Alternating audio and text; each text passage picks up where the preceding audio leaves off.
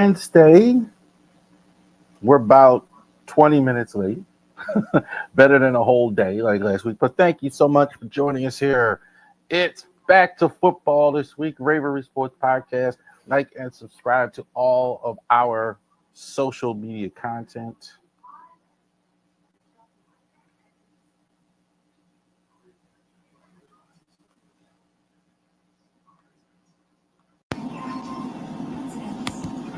Now you guys can hear me clearly as we talk this week because we got Ravens this week. We had a great Terps game. We got college basketball coming up here pretty soon. We got the NBA start. I've always said October is the best month of sports.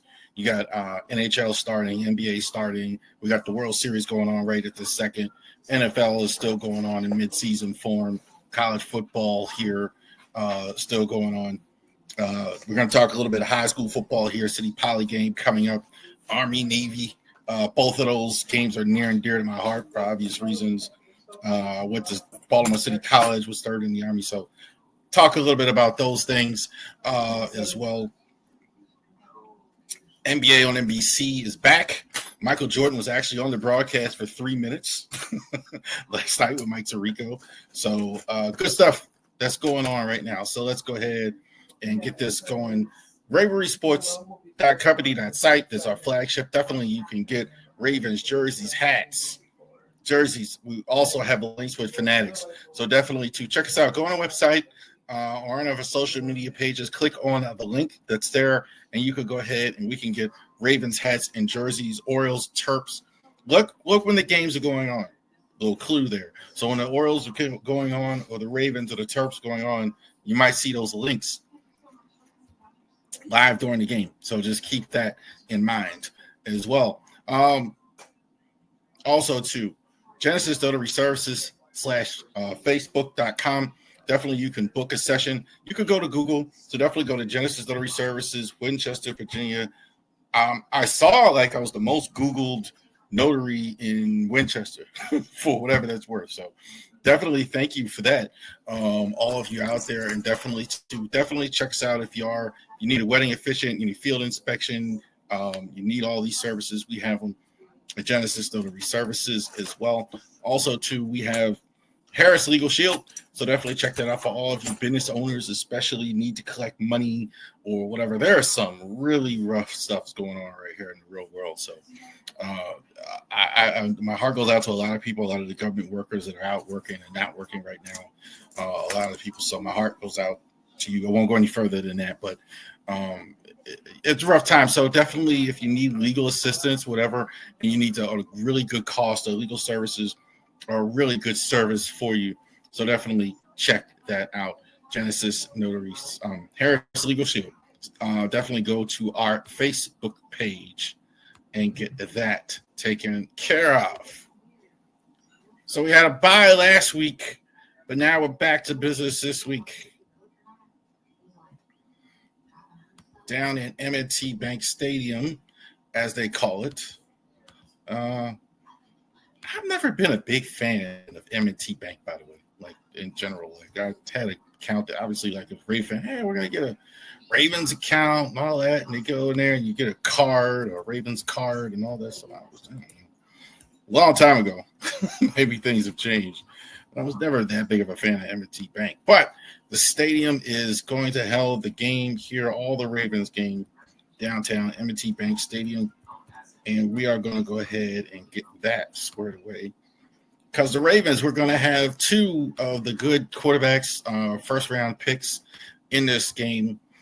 Caleb Williams on the other side, most recent first-round pick last year, 2024. And Lamar Jackson, who was the last pick of the first round.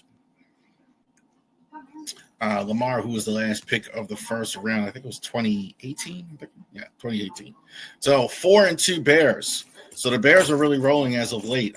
After losses early, the Bears are really playing well here as of late.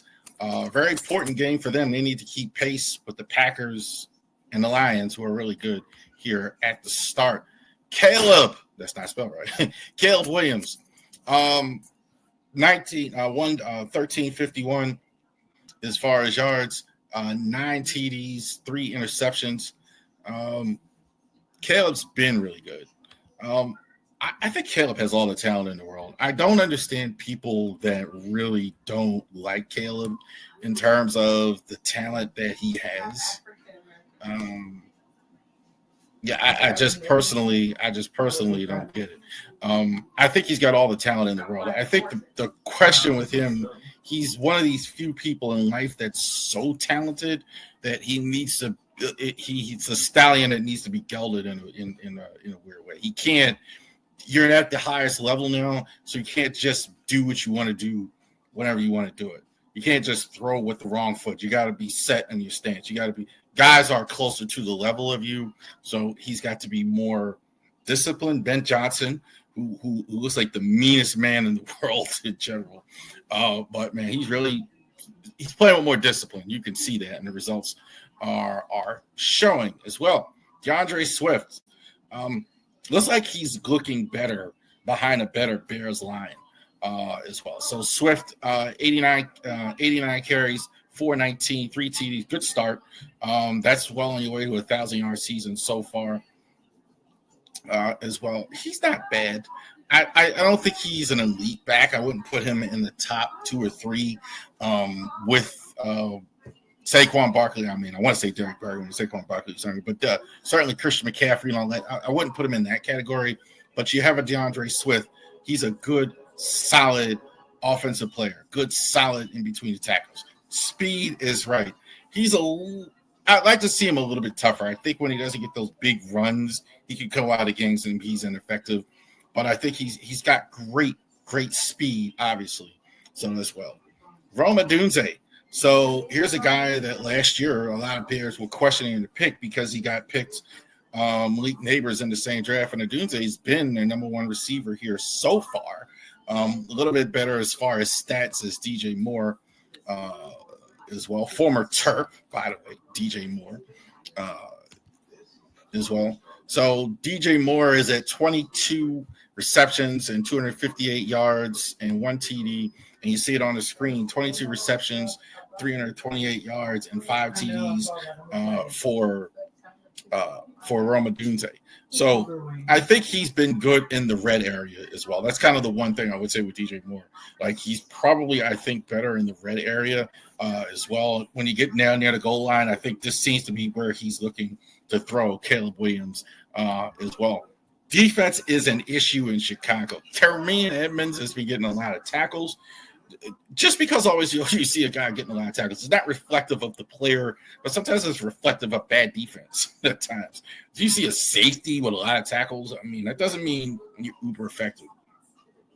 Edmonds has got great speed. He's all over the field. I think he's reminds me a little bit of Derek Brooks. Not as good, but a little bit of Derek Brooks because he's all over the field. You're not going to watch this game in Termaine Edmonds and not see him involved because he's going to play a role in this game. He's going to be all over the field. A little off ball. I think he's kind of better off ball than he is at the mic, but I think he's just definitely going to be their guy. Defensively, this team has a bunch of issues. They don't have great pass rush. They do have decent linebackers as well. The secondary has been coming on a little bit, but I think the Ravens can exploit it. You absolutely can with your fearless leader, Big Trust Lamar Jackson, back in action this week. 10 TDs, 1 interception. He did miss practice Monday. He did practice today. He limited. He'll play.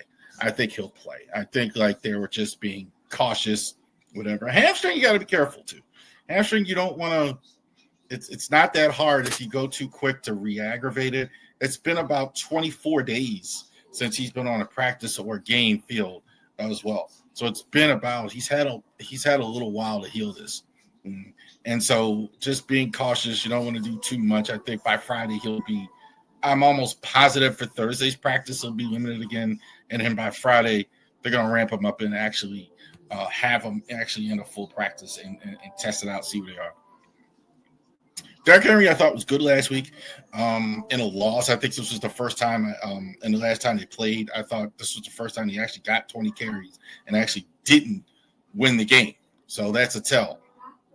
the Derrick Henry we saw in the Rams game, we'll take that, and that'll be effective as well.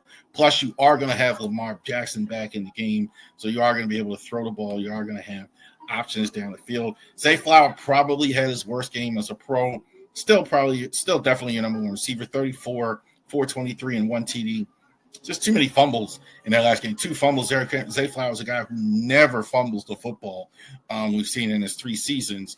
Had a terrible time holding on to the football in that last game.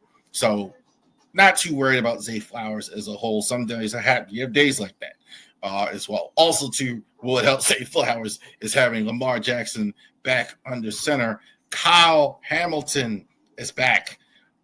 Like from the last game, the Rams game, more what I saw from Kyle Hamilton. That looked like the Kyle Hamilton that we need to see out here going forward. Yeah, we're not doing that. All right, Kyle Hamilton. I saw that because they have Gilman there as well. So they moved. I think he's going to play a lot in the starting lineup. So keep that in mind that with the trade, they're very familiar with each other. And you saw a lot more of Kyle Hamilton at the line of scrimmage, blitzing more, being more that the ultimate Swiss Army knife, the number one safety in the NFL, which he has been the last couple of years. X factors in this game, X2 stars. Lamar Jackson back after, like we just talked about, 24 days. We haven't seen Lamar Jackson on a football field. That's a lot.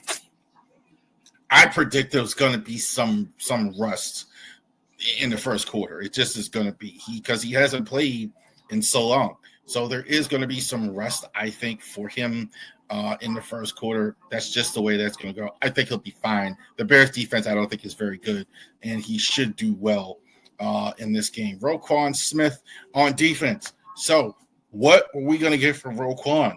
Because those 2 linebackers starting to look pretty good in the other one. So will they manage his snaps? Will he be what we've seen? I think part of the problem why he hasn't played as well this season was the injury that he had. He wasn't healthy like we've known him to be as well. So he hasn't been able to play as well. So he definitely is going to be a guy that is going to try and get in.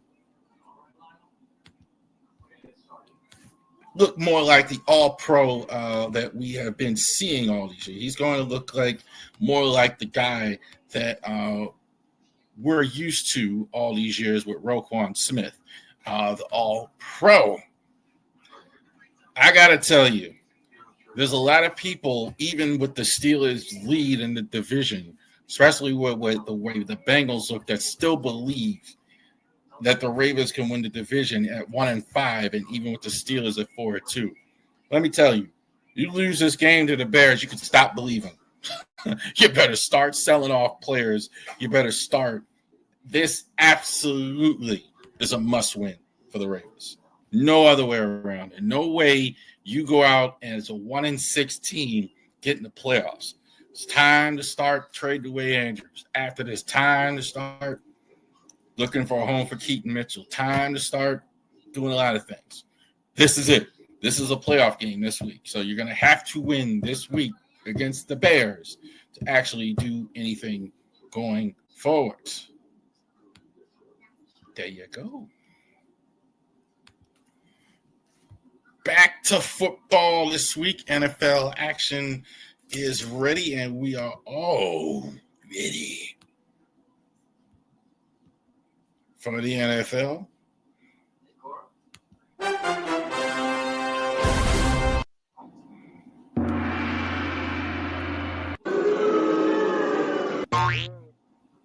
I'm just on the roll with it. He's on the So all that's going to happen, whatever the gong, the loud, or whatever you're on this week, we're going to watch the Ravens game Sunday, 1 o'clock. So definitely check that out. This is must win. Must win. No way you can go ahead and lose and tell me that you're still trying to make a playoff run. Not going to happen. All right.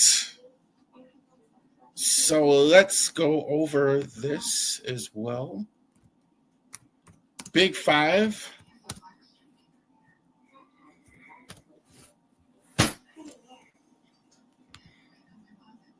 5 biggest games on the NFL schedule that are not Raven games here.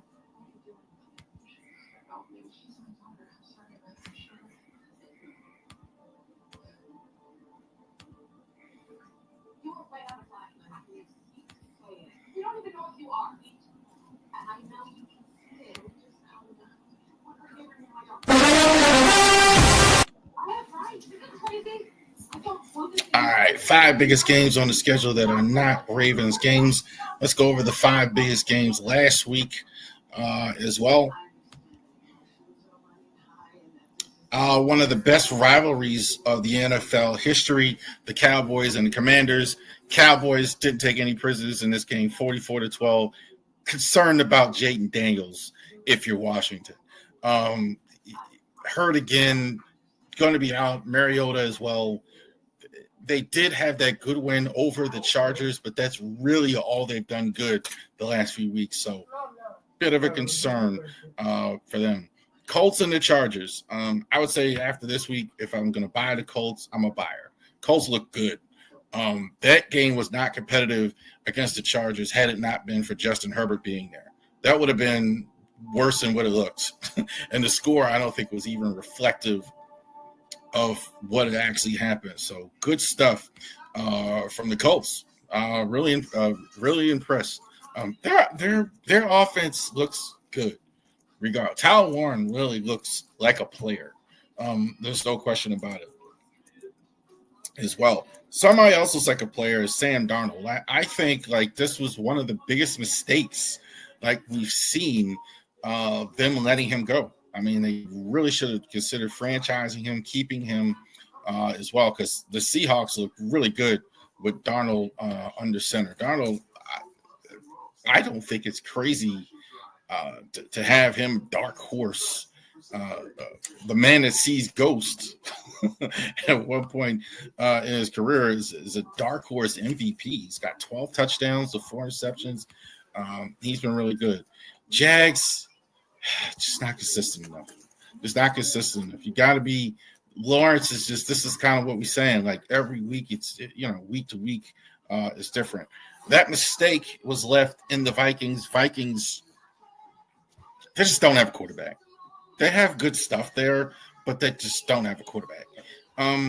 Hurts, I thought, looked as good as I've ever seen him last week in that game. I think Hurts, is never going to get credit because it just doesn't look like Joe Montana or Joe. I mean, it just I'm talking about just the eyeball. Like it just doesn't look like it. But he was sensational in this game. He was the reason they won over Minnesota. That was the biggest difference. They had a quarterback, an elite quarterback, a solid quarterback, and they didn't as well.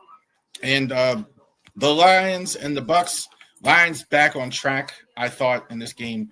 The line, I didn't really think too much of either way. When the Lions get their formula going, they get the run game going, they're really able to push you around. They were able to get going as well. I think they're probably, even the Bucks in a loss, maybe the best team in the NFC, the 2 best teams in the NFC. All right, that was last week. This is this week. We got the Cowboys going into Denver against the Denver Broncos. One of my favorite stadiums in the NFL is Mile High as well. I can say this. It's interesting. The Cowboys have a lot of offense. They're going to score points, especially now it's CeeDee Lamb and all that, Prescott. And so they have offense to get the job done whenever they want to do that. So they're extremely impressive as far as scoring points. Late game, by the way, on Sunday, I think is 4:00 game. So they're very impressive as far as what they can do on offense.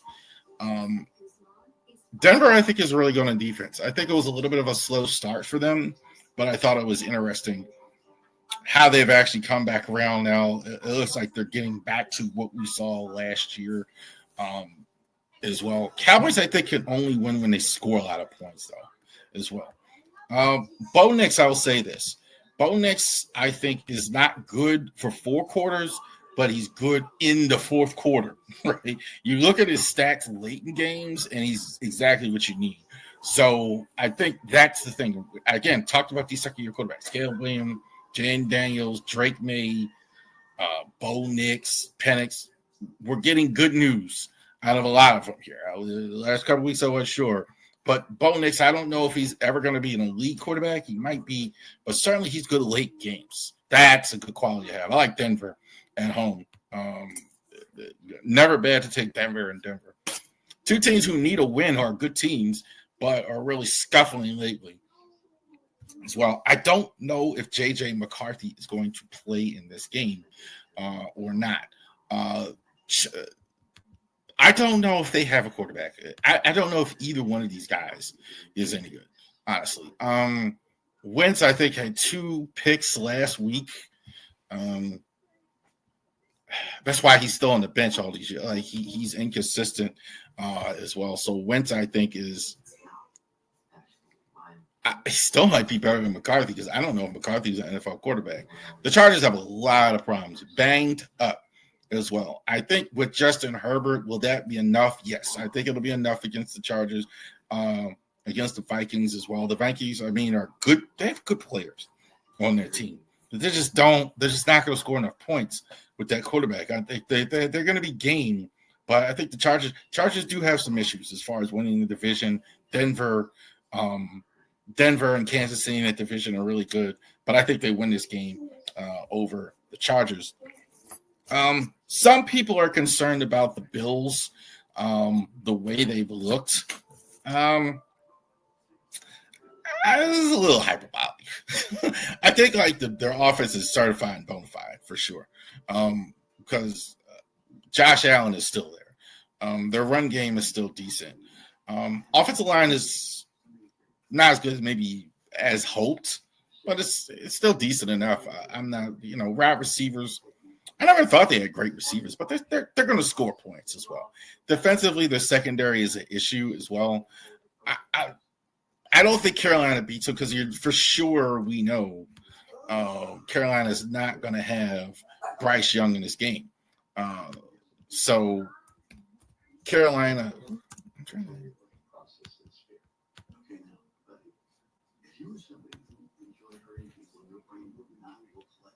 I think it's Andy Dalton starting this game, so that ain't gonna get it. I was just trying to remember Andy Dalton. I think the Bills do score enough points in this game as well. Panthers defense is coming along. I think it's a little better than what people think.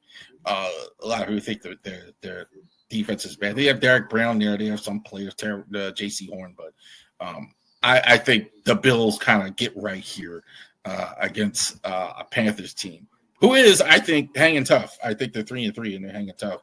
This is probably one of the biggest games of the week that people are absolutely looking forward to. So this is Aaron Rodgers going back to Green Bay to play his former team on the Sunday night game against the Green Bay Packers. I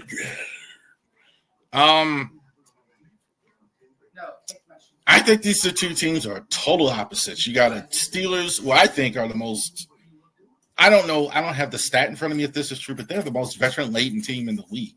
I think they got more guys over 30 than any team I can think of off the top of my head. Jalen Ramsey, Cam Hayward, Aaron Rodgers. A lot of their good players are at or near 30, and they're a very veteran-laden team. And the Packers, I think, are pretty young as well. A lot of their guys are under 25. I don't think the Steelers go in and go get this game in Green Bay. I do think the Steelers, I think the cracks are starting to show a little bit. I mean, they have some offense. Aaron is still pretty good. But I don't think they have enough points to go against a really good offense in Green Bay and score. I don't think they can win shootouts. I think they can win. I think they're going to have good offensive days against teams that don't do well. Micah Parsons and that Steelers offensive line really is going to be interesting as well. So that's really good pass rush in Green Bay. I like the Packers over the Squealers in this one. Last game, Chefs and the Chiefs. Chefs and the Commanders. Just mentioned the Commanders. Jaden Daniels not going to play in this one. They're going to have Marcus Mariota actually go most of the way in this. The Chiefs look good. I mean, they really look solid. I mean, from what I have seen here so far, the receiving core with Rashee Rice in there is really good. They don't have a Justin Jefferson or Jamar Chase for a multiplier, but you go down the list. I mean, I don't know if there's a better group of 5 receivers. So you got pretty good. You got like 4 or 5 guys that can really start all year for you. Commanders, I think, yeah, I think Mariota is capable of having some good games here, but I think the wheels are starting to fall off the school bus a little bit for the Commanders. I think if you can get it, though, I think this is a really chance for them to right the ship, but like the Chefs in this one. There you go.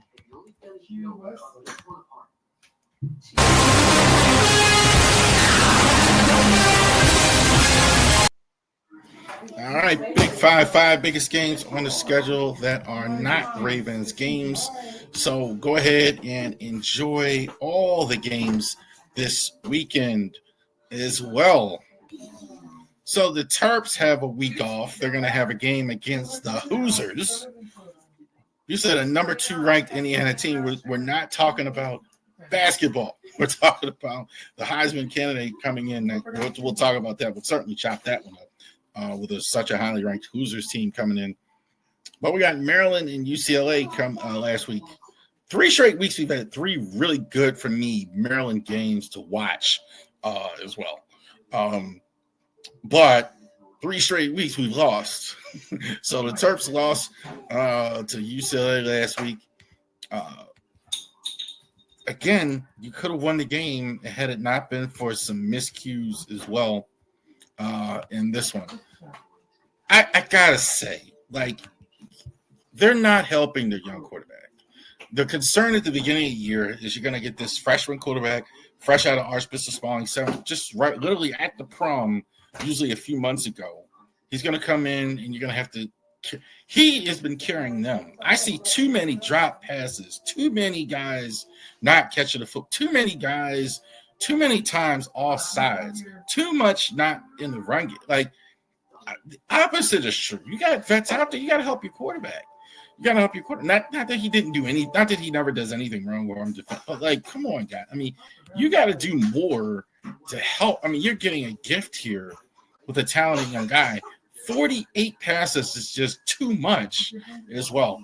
The run game continues to be anemic. I think the only thing that brought it up was the Terps run game I'm talking about. The run game, the only thing that's bringing it up is that now they decided, like, we got to run more of the quarterback, Malik Washington, as well. So they're not getting run game at all. There wasn't even a threat of a run game in this one. UCLA, they were just staying back in zone like the whole entire time in this game. It's crazy. Like, they just didn't even try and run the ball when they did run the ball, and I think that's what's kind of contributed to some of the problems. They were just staying back in zone. Most defenses now play zone anyway. But that's what's the cost. The defense, the Terps defense is, I think, one of the better ones in all college football. It's fantastic. I think, like, they had an interception.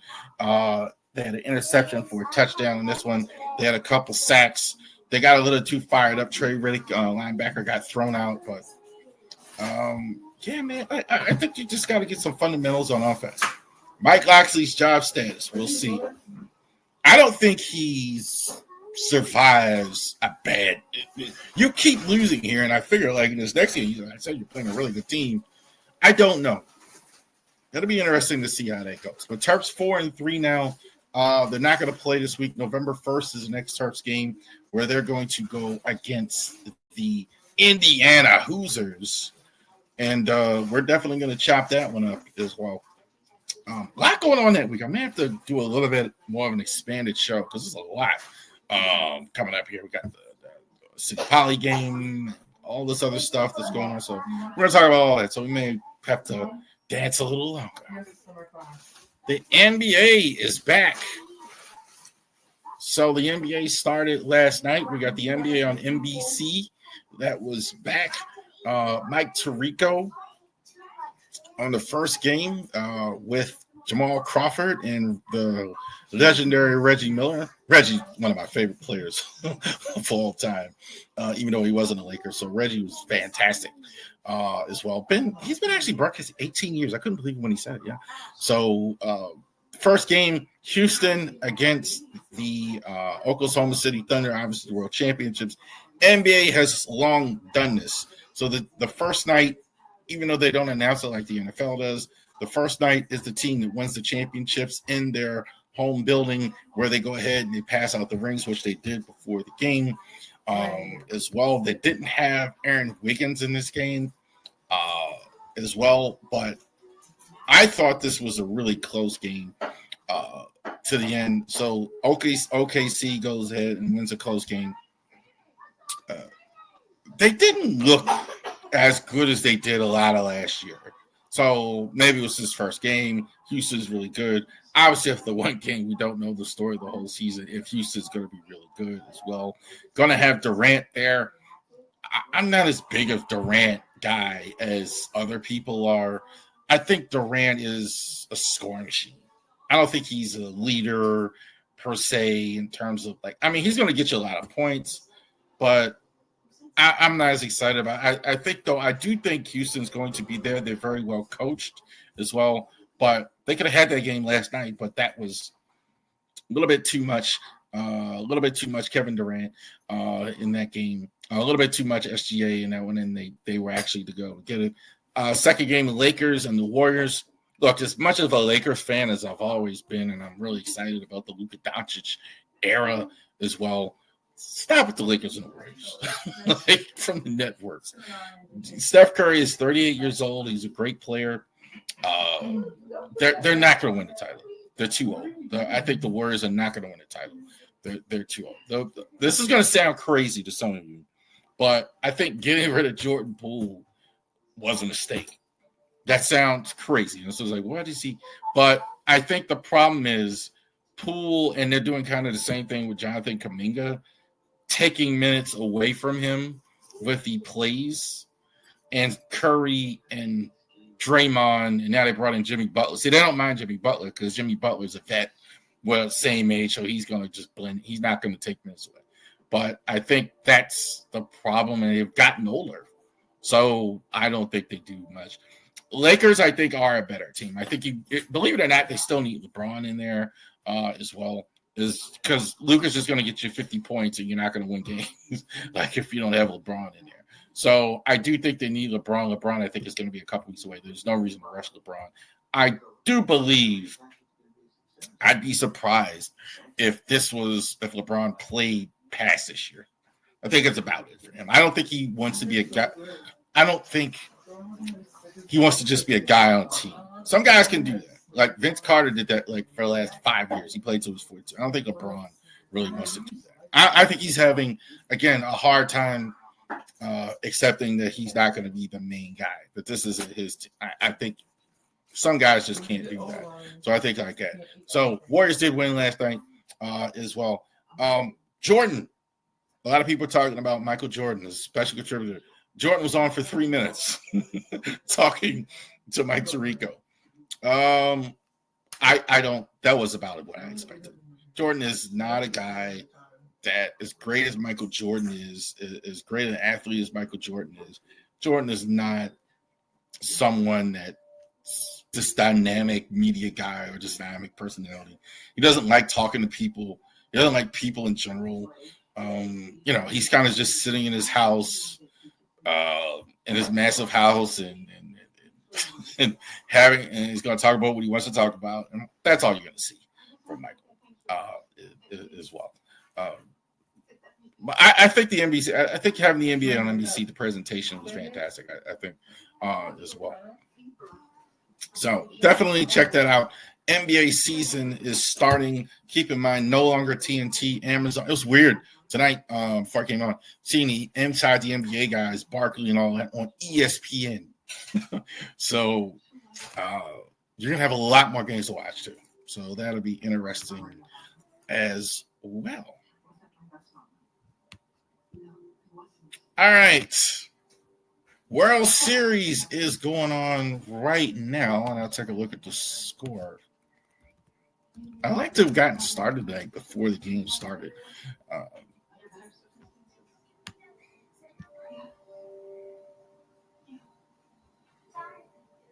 So the World Series starts on Friday night as well. So yeah, it's Friday. I'm sorry, I thought. So the World Series is going on Friday night. Tremendous ALCS. Fantastic stuff. I mean, if you like baseball at all, and I know some of us are Orioles fans are still salty about like not having a good Orioles season, but man, if you like baseball at all, man, you had to like that the ALCS. Great stuff. I thought both teams. A shame. One of those deals where you shame both teams can't win. Two teams that haven't been in a long time. Mariners have never been to the World Series. This is the closest they've ever been. 7 games in American League Championship Series. And he came up short to the Toronto Blue Jays, who are now going back to the World Series for the first time, I think, in 30 plus years as well. So I thought, I really don't have a lot negative about either team in this series. I thought the managing, was good. Strategically, I thought their stars were good. Cal Raleigh was really good throughout the course of this series. Julio Rodriguez really showed up in this one for most of these games. This really could have went either way. I think the Blue Jays all season long, the reason why they did win is they've had timely hitting when they've needed it. And I think that has been so crucial and important. That when you get it, when you do need it, you're getting that timely hitting. You're getting that great hitting. You're getting that when you need it. I think like they're probably of all the teams in the American League, that includes the Yankees, includes the Mariners, whatever, from 1 to 9, their batting order has been productive. You saw it the other night in that game 7, like that huge home run by Rodriguez to really go ahead, clear the bases. I think for this young guy, best is yet to come. He's really developing right before us. But George Springer, terrific 3-run homer to put him ahead. I thought that was the one mistake the Mariners made. That guy was gassed. He had pitched 2 innings the night before, and you put him back in, and they could have went to Munoz. We could always second guess it, but I think that was – at the time, I was like, oh, he's a little gassed. So I was a little concerned about that. But that was outstanding stuff. I thought the whole series was fantastic. If we get a World Series matching that, we're all going to be happy because that was fantastic stuff. 2 excellent teams. Real quick state of the Mariners. Mariners don't have to do – they're going to have a few free agents that they have to sign. I think like that. It'd be interesting to see what happens in the offseason for me, especially with Suarez at third base. I think he's going to be one of the guys that they're definitely interesting to see what they do. This is a team, a franchise really that doesn't really keep a lot of their guys. I mean, this is certainly not a team that signs a lot of free agents, but they got Suarez as a free agent, Ferguson is a free agent, Polanco I think is a free agent. Polanco's going to have a market. Mitch Garver, so they're going to have some options there. Some guys they're going to have to look at as well.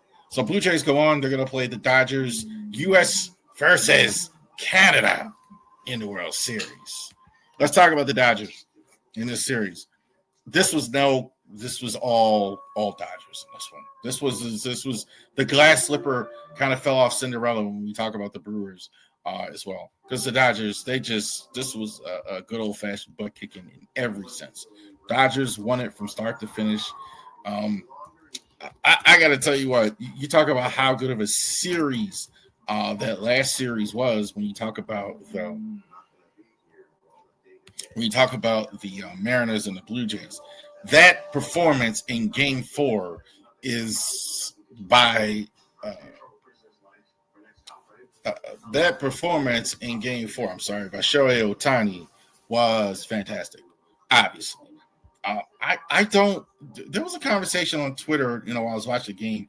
Is now this cementing him as the greatest player to ever play? Getting there. I think in baseball it's much harder to pick one guy. The best player I ever saw in my lifetime, just in my 5,000 years, was Barry Bonds. I don't think I saw an offensive player that could do all the things he does was Barry Bonds.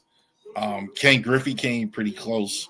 I always liked Bo Jackson too on the field. Bo was just a phenomenal athlete. Nowhere near like statistically or anything like that. But I just felt like that. But Ichiro is Roy Hobbs in terms of that. If you ever seen the movie Natural, shout out to the late Robert Redford. If you ever watched the movie Natural, Roy Hobbs, and there's a line in that movie, whatever he wants to do, he does. Right? There's just no such thing. Whatever he wants to hit, he hits. Whatever he wants to do, he does. And just 3 home runs in that Game 4 while pitching on the mound and getting 10 Ks on the team that won 97 games. And you're not even a starter. So that was unbelievable. I thought that was mind-blowing, fantastic stuff from the Dodgers as well. This series wasn't even – there was never any doubt, even in the first 2 games. And also, too, the one Achilles heel, the one thing that there was the issue that they had, I thought, throughout the course of the year was their bullpen. That was solved, I think, at least a temporary. We'll see it next year if they continue to use Roki Sasaki, who had a rough first year as the closer. I think they're going to certainly do it at the end, considering that they're certainly going to have more Asian players come in. I mean, for sure. All the Asian players now, for sure, want to play in Los Angeles with Ohtani and these guys and all that. So, good stuff. I thought the Dodgers. One last thing. I saw a couple of people say they didn't like when Dave Roberts was talking about how the Dodgers are ruining baseball, et cetera, et cetera, et cetera. Y'all need to stop. He's supposed to win. If he didn't win, then you would say, well, he has all his talent and he's not winning. He's not supposed to do that. So when he actually goes out there and wins, well, now he's no. Doesn't work like that. It's not the Dodgers' fault that they're winning these series and the other teams don't spend money. All these guys who own MLB teams have over $1 billion, except for I think 2 or 3. I think the Marlins don't have $1 billion or over 20. I think there might be 2, but all these guys have $1 billion. Stop letting all the good players go to the Dodgers. I already heard of Kyle Tucker, these Japanese players. That's on the rest of the MLB. I'm on rest of the. If you want to go ahead and lock out, which I do expect in 2027, that's not on them. Like, they're supposed to try and win. Try and stop them.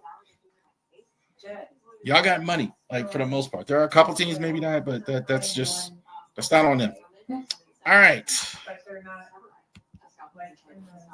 So let's get to it here. Orioles still looking for a manager as well.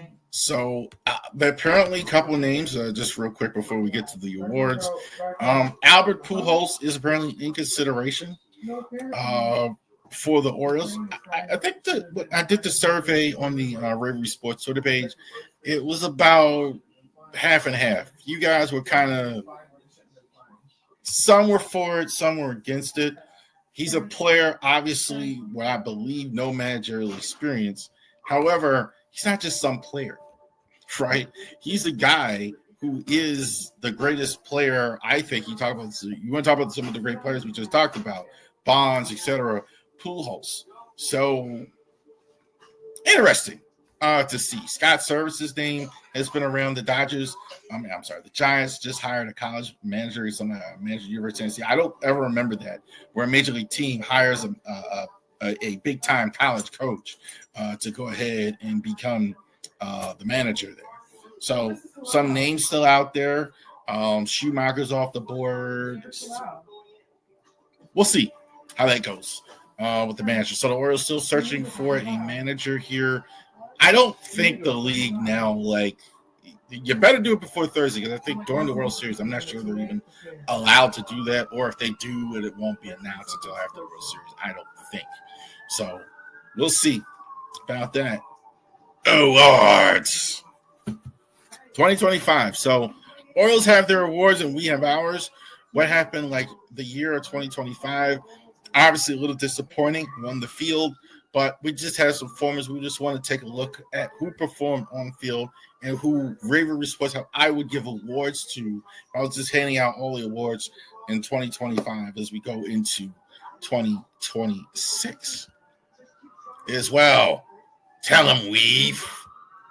All right, so most improved player, I thought. So who was the guy that was the MIP, the guy who played the best, who moved the needle the most in 2025, who actually got better? Keegan Aiken, I thought, was good. I'm going to give him credit because he was on the roster all year long. He probably finished the year as a closer. Is he a closer all the time? No. But he was one of these guys, like, they just don't really seem to have regard for a lot of bullpen. He has now transitioned into a role where he is now going to be one of your staying points. He's not going to be a guy you're going to be shuffling up and down as well. After the trade deadline, it was just him, really, who was their main guy. So definitely shout out to Keegan Aiken. I thought one of the most improved. Westy, I thought, got better. I thought really was pretty good in 2025 as well. Jackson Holiday, I thought also too was number one. I thought Jackson Holiday was a guy definitely was sent up and down in 2024 as well. He's now going to be your starting shortstop every day in 2025. Every day in 2025. So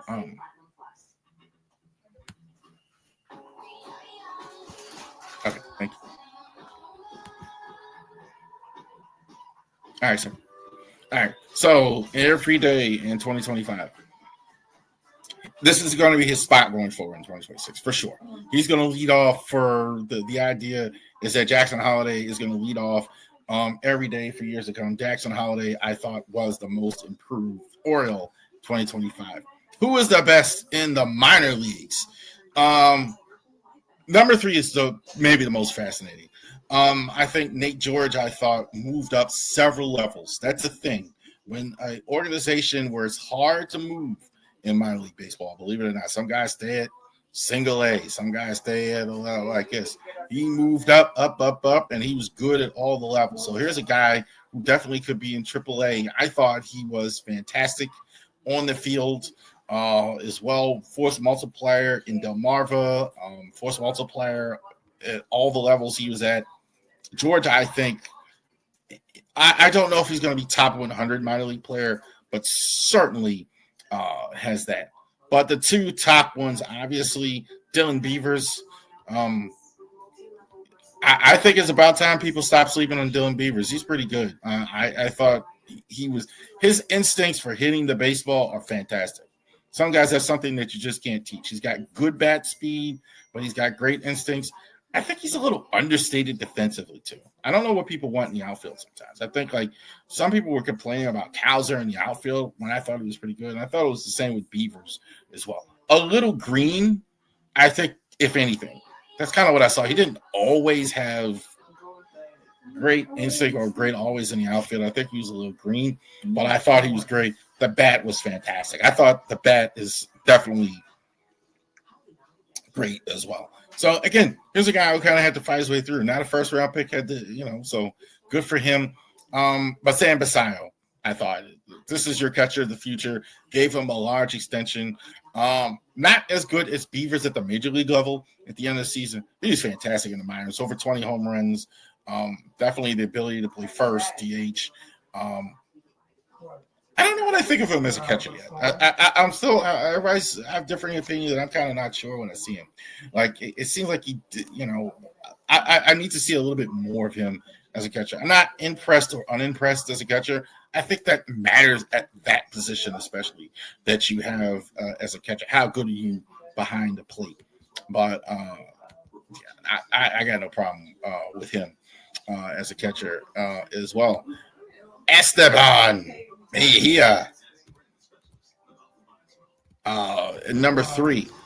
Again, another one of these guys who kind of like was a riser as well. So, he was in the Winter League.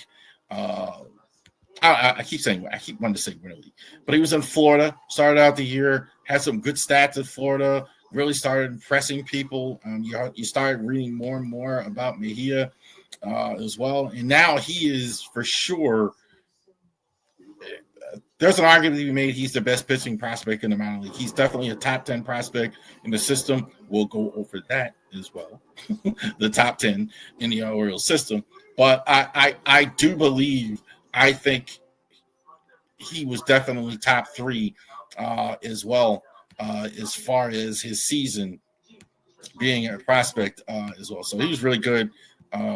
Trey Gibson, I thought was good as well. I think he did have a bit of an injury issue as well, but Trey Gibson, I think, is really on pace to well.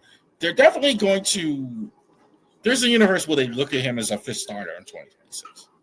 Not saying they're going to do that, but I think I do think it's possible that that's the case. That this guy, that they're actually looking at him as well as a 5th starter option as well. He's 23 years old.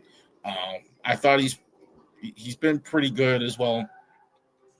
But I think Michael Ferret was the best minor leaguer as well.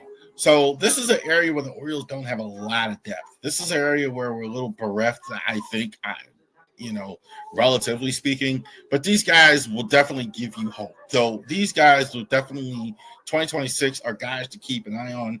I would think they're going to all be in the minors. Trey Gibson, I think they're going to look at him possibly as well. But Ferret, Mejia, they're definitely going to. Mejia, I would think, at Bowie a lot of the year. Ferret probably Norfolk. Tripton probably Norfolk. We'll see. We definitely can see the top 2 in 2026. So really good stuff. I thought minor league pitcher, best defensive player. I always like Jackson better at short, but I think he's really turned into a really good second baseman as well. I think he's definitely got good hands as well. Very few mistakes for a young player, Jackson Holliday. He's very meat and potatoes as good as he is. Great bat speed, great swing, very meat and potatoes. Not a lot of foolishness, not a lot of stuff he taught. Lots to like with Jackson Holliday there as well. Colton Cowser. Stop telling me that Colton Cowser can't play center field. I don't want to hear that. I don't want to hear that slander. That's a bologna sandwich any way you say it. That's a bologna sandwich any way you say it. Cowser is, I think, good defensively. He's good in center field. He's pretty good. I got no problem with Cowser. I think Cowser's an outstanding outfielder. He's not as good as Jordan Westberg. Jordan Westberg is, again, you talk about Holiday never making mistakes. You never see it with Holiday.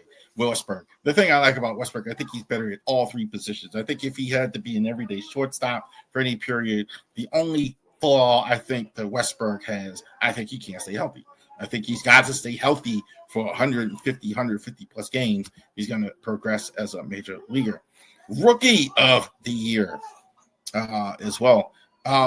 Beavers, I thought, was number 3. I think he only had the cup of coffee, but he was really good in that cup of coffee. So it was good. There's a lot to like about Beavers. I'm not sure they're going to spend a lot of money on an outfielder with Beavers there. We'll see how that goes as well. We don't know with Michael Lash. We still don't have a manager yet and all that, but I thought as well. Greg Olson Award, by the way. One of my favorite Orioles, Greg Olson. Kobe Mayo. I'm okay with Kobe Mayo starting your first base next year. I thought Kobe Mayo hits for power. That's for sure. He had more home runs than Ryan Mountcastle. He had 10 home runs. He's going to hit the long ball. He's got he's still got I think a little bit of a hole in his swing to work on, but I think he's really, really good. Thomas Susano, I think, has probably played his way off the roster being the best rookie, and not necessarily in a bad way, but I don't think they're going to give him what he had this year. Certainly, he was the best rookie. Now, you could argue whether the 35-year-old who spent all of his career in the Panthers should be a rookie. He's a rookie. He was their best rookie as well. I thought he was really good. I thought it could have been worse, for sure. You could have had a much, much, much less production out of him. So they got more than what they thought. Who was the best pitcher? Sagano, we just talked about him. Dean Kramer, number 2.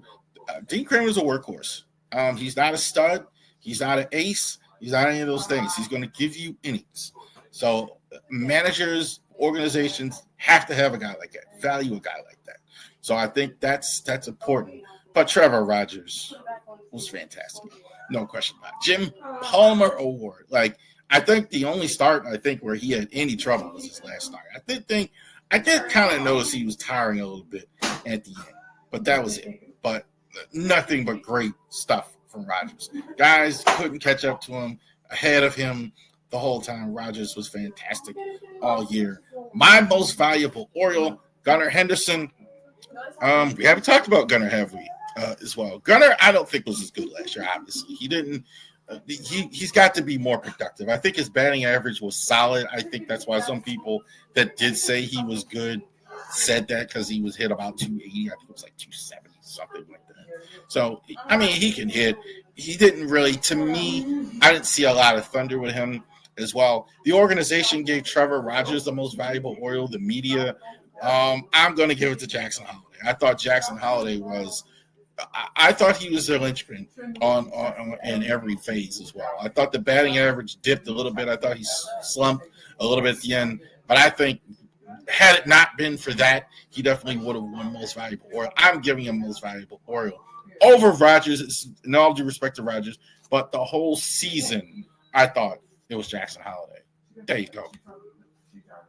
Got it through. Thank you guys for joining us here. We'll be on after the Ravens game on Sunday and the Bears.